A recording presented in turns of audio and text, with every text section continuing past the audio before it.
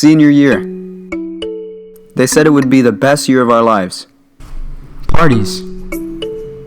Relationships. Graduation. Senior year is the year of anxiety, thinking about what we're gonna do after high school.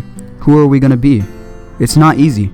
I feel like you're not ready. No matter what you do, I feel like you'll never be ready for it's like when you're a freshman, when you're a sophomore, when you're a junior, you're just going through school because that's what you have to do. But once you get your senior year, I've noticed this, is that like it feels like, oh my God, like I have to plan my whole life now. Like it's actually happening and it's like a reality hit. I feel like no one experiences that until your senior year. Senior year specifically is a pain in the butt.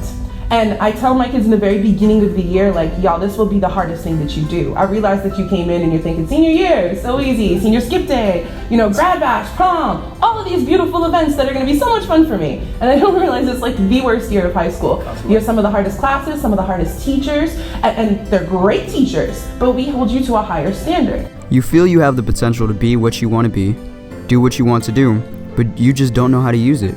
The uncertainty is scary for many seniors, adding on to the fears we already have.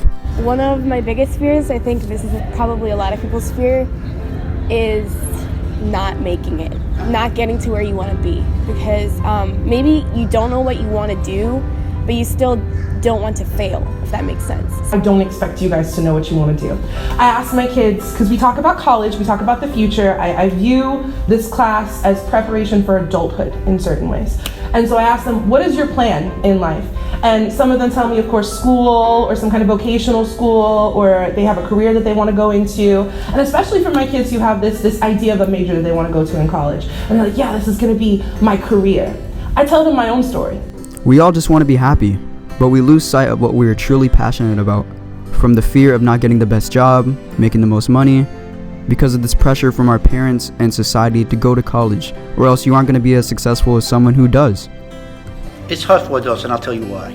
Adults live vicariously through their children, through the younger generation. What we see in you is something what we wish we can be, what we wanted to be when we were younger, and we see potential. Here's the thing, as a young man, I wasted a lot of time. I made a lot of mistakes.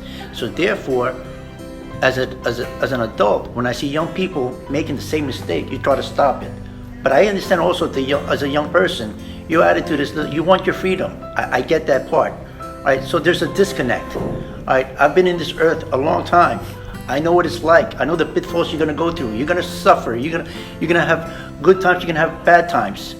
I mean, things that seem so important to you right now means nothing in 5-10 years. And sometimes as an adult, you're trying to tell young people, look, you gotta look at the big picture. And yet young adults are too busy talking about today. I hope that adults appreciate how difficult it is on the students. I try to at least be understanding of it because, again, I teach one of those harder classes and I know how they feel walking through the store. But I'll say maybe sometimes parents don't necessarily get it. They don't realize the pressure that's on you guys. And even sometimes teachers. I can be closed-minded. Sometimes I think that my class is the only one that matters. Because I say to myself, well, I'm a graduation requirement. And I forget that there are other burdens in your 6 other classes. So I don't think adults always appreciate it. I don't think that we always understand. But I know that we try. And to be honest with you, I don't think that students always appreciate or understand the kind of pressure that they're actually under, if we're going to keep it real.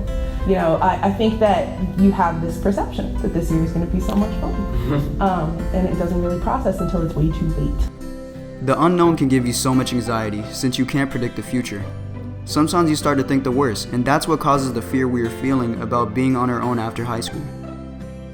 Worst fears. That I end up not going to college and working like at McDonald's or something like that. That's my worst fear. Do you think that's the possibility of happening? Hell, no, that's not. It's not a possibility.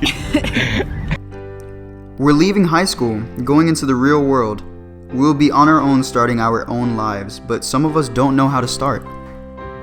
Do you think high school has prepared you for the future? In many ways it has.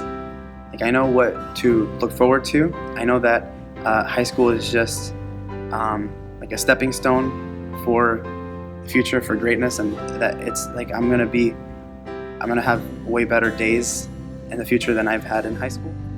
In a way, I don't think they did.